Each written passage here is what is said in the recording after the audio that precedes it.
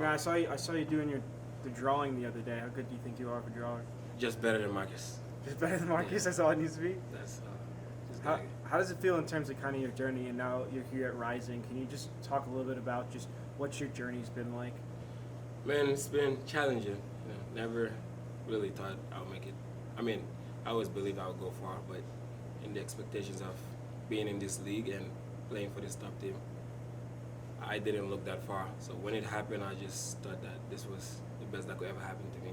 No matter what team came for me in this league, I wouldn't want to be nowhere else but here. And you spent a little bit of time in Atlanta. What was your time there, and how do you think that's kind of helped you now where you are today?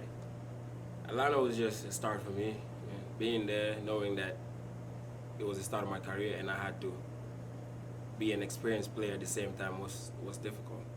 But leading towards that, coming here, seeing that there's a lot of leaders and they still give me an opportunity to learn and to progress instead of starting from the opposite. It's what's best for me. And you played at North Carolina Wesleyan. Your time there, just kind of coming over to America, what was that like, and just kind of challenges that you faced? I mean, having the opportunity to go to college has been the best thing in my life that has happened. Coming here, being in Gambia, graduated in high school, never looked far to go to college because there's not as much, opportunities. So when I came here, my mom helped me out, went to college, having the opportunity to play soccer and then go to school, that really helped me out a lot. And that's where my career has started, actually, from North Carolina. And kind of what kind of gaming connections did you have there, and what made it easy for you to really thrive there? Oh, the coach, and one of my childhood friends actually, because I didn't know the coach, but he was Gambian, so I spoke to one of my friends that we lost contact for like about 11 years. So when I got here, I contacted him, told him I wanted to go to school. So he spoke to the coach and they invited me for a tryout. When I got there, I met about 8 or 9 other Gambians that I grew up with, that we didn't even know we were gonna all be in the same school. So that made it easy. I didn't miss home, so it felt like home. How often did you kind of reach out back to your family at home and make sure that connection was still there? My dad and my friends are there, but my mom and my siblings are here. So it was mostly I'm more closer like to just people that I grew up with. So my mom being here made it easy. She would come to school, watch my games, and come see how I'm doing all the way from DC. And I would talk to my dad probably like every week because hours are different. Very. Looking a bit more recently now and back at last weekend, it felt like you guys struggled a little bit with the pace that Hartford were bringing. What was the problem with that? Oh, 100%. I mean, we used to how hard it is here, but over there it was just very different. I saw the boys struggling with the humidity over there, and then we haven't played in a while due to the case we had, and then coming from that long break to a very intense game and the travel and the distance, all we wanted was to get a win, because we saw how quality we were in the first half, and that's just who we are. The second half, we were just obsessed about how we gotta just keep it like that and just go home with 3 points, nothing less. Obviously, James sits right behind you in the back line at left center back. How beneficial has it been to get him back? Oh, we get more comfortable, because he knows the system.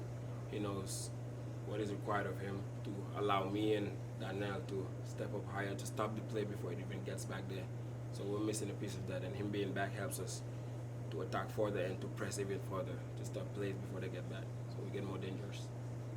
How hard was the transition from midfield to playing left back, and what was that process like? Not hard. As a footballer, especially professional, you should always be ready to, perform at whatever position.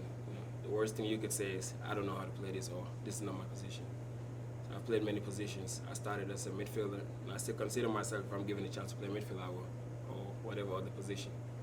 So left back now is what I am, and I don't look anything else but being a left back.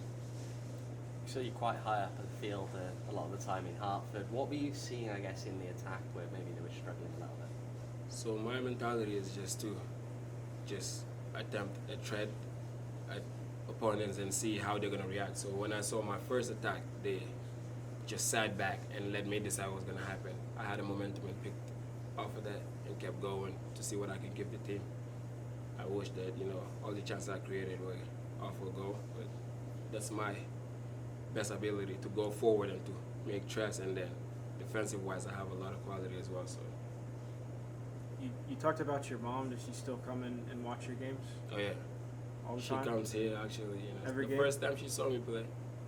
This is the first time she ever saw me play as a professional. This is my third year, so I was happy. And now she don't like missing games, even though it's like very far. She lives all the way in DC. Every game she can make, she wants to come. My siblings as well. So she'll be there in Loudon then? Oh yeah, she might be here Saturday, hopefully, and then Loudon. So I'm hoping to be able to get all the team to my family so that they can know where I stay.